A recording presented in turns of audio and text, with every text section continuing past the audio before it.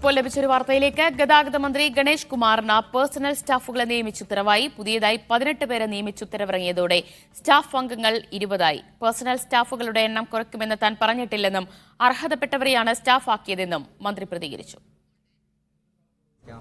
പ്രഖ്യാപിച്ചു? ഞാൻ പറഞ്ഞില്ല. ആരോടാ പറഞ്ഞു? എടുത്തുകൊണ്ടിരാണ് പറഞ്ഞത്. ഒരു ചെറിയ പാർട്ടിയാണ്. ഒരു മന്ത്രി അധികാരത്തിൽ വരുമ്പം പേഴ്സണൽ സ്റ്റാഫൊക്കെ അവർക്കല്ലേ കിട്ടത്തുള്ളൂ. പേഴ്സണൽ സ്റ്റാഫിൽ പാർട്ടിക്കാരെല്ലാത്ത ആരെങ്കിലും വെച്ചിട്ടുണ്ടോ? ഇല്ലല്ലോ. അതൊന്നും പറഞ്ഞ എനിക്ക് സർക്കാർ വീടെടുത്തില്ല, വേറെ ചിലവുകളൊന്നുമില്ല, യാത്രയൊന്നും പോകുന്നില്ല, അത്രയൊക്കെയല്ലേ പറ്റൂ. പിന്നെ പേഴ്സണൽ സ്റ്റാഫ്, അർഹതപ്പെട്ട പേഴ്സണൽ സ്റ്റാഫ് എല്ലാം മന്ത്രിമാരും എടുത്തുണ്ട്. ഞാൻ കുറച്ചെടുത്താൽ അവരെ കളിയാക്കുന്നൊന്നുമില്ലേ. എനിക്കുള്ളതെന്നൊരു വീടുള്ളതുകൊണ്ടാണ് അവിടെ താമസിക്കുന്നത്. അതില്ലായിരുന്നെങ്കിൽ ഞാനും സർക്കാർ വീട്ടിൽ താമസിച്ചേനെ. അത്രയേ ഉള്ളൂ. അതിന് ആ നിലയ്ക്ക് ഉണ്ടാൽ മതി. RB സനൂപ് വിവരങ്ങൾ നൽകും. സനൂപ, 20 പേരെ പേഴ്സണൽ സ്റ്റാഫ് അംഗങ്ങളായി നിയമിച്ചതിൽ എന്താണ് മന്ത്രിയുടെ പ്രതികരണം? ദിവ്യ, ഇപ്പോൾ 2 ഉത്തരവിന്റെ അടിസ്ഥാനത്തിലാണ് 18 പേരെ കൂടെ നിയമിച്ച ഉത്തരവായിട്ടുള്ളത്. അതിൽ ആദ്യത്തെ ഉത്തരവിൽ 17 പേരും രണ്ടാമത്തെ ഉത്തരവിൽ ഒരാൾ ഉൾപ്പെടെ 18 പേർ. നേരത്തെ പ്രൈവറ്റ് സെക്രട്ടറിയും മറ്റൊരാളെയും ഗണേഷ് കുമാർ സ്റ്റാഫിൽ നിയമിച്ചിരുന്നു. അങ്ങനെ മൊത്തം ഇപ്പോൾ 20 പേരാണ് അദ്ദേഹത്തിന്റെ സ്റ്റാഫിൽ ഉണ്ടായിരുന്നത്.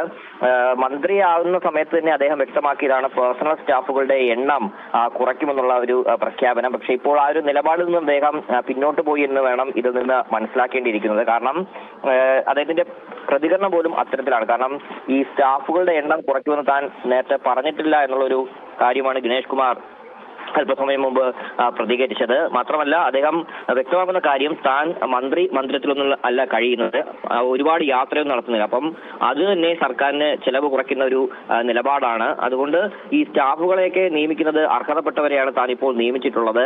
കൂടുതൽ പേരെയൊന്നും നിയമിച്ചിട്ടില്ല എന്നുള്ളൊരു കാര്യം അദ്ദേഹം പറയുന്നുണ്ട്. മറ്റു മന്ത്രിമാർക്കൊക്കെ ഉൾപ്പെടെ ഒരുപാട് സ്റ്റാഫുണ്ട്. അപ്പോൾ അവരുടെ മുമ്പിൽ താൻ മാത്രമായിട്ട് ഏറ്റവും കുറച്ച് സ്റ്റാഫുകൾ വെക്കാൻ പാടുണ്ടോ എന്നുള്ളൊരു തമാശ രൂപേണയാണ് അദ്ദേഹം മറുപടി നൽകിയത്. എന്തായാലും ഈ സ്റ്റാഫുകളെ നിയമിച്ചുകൊണ്ട് ഉത്തരവായിട്ടുണ്ട്. ഈ ഇറങ്ങിയ ഉത്തരവിൽ ഇപ്പോൾ ഗൺമാന്മാരുടെ പേരൊന്നുമില്ല. അപ്പോൾ ഗൺമാന്മാർ കൂടെ ഉൾപ്പെടെയാണെങ്കിൽ സ്റ്റാഫുകളുടെ എണ്ണം 20നും മുകളിൽ എത്തും. കുറച്ചു പേരുടെ നിയമനം കൂടി ഉണ്ടാവുമെന്നുള്ള ഒരു സൂചന കൂടി ലഭിക്കുന്നുണ്ട്. ദിവ്യ, വിശദാംശങ്ങൾ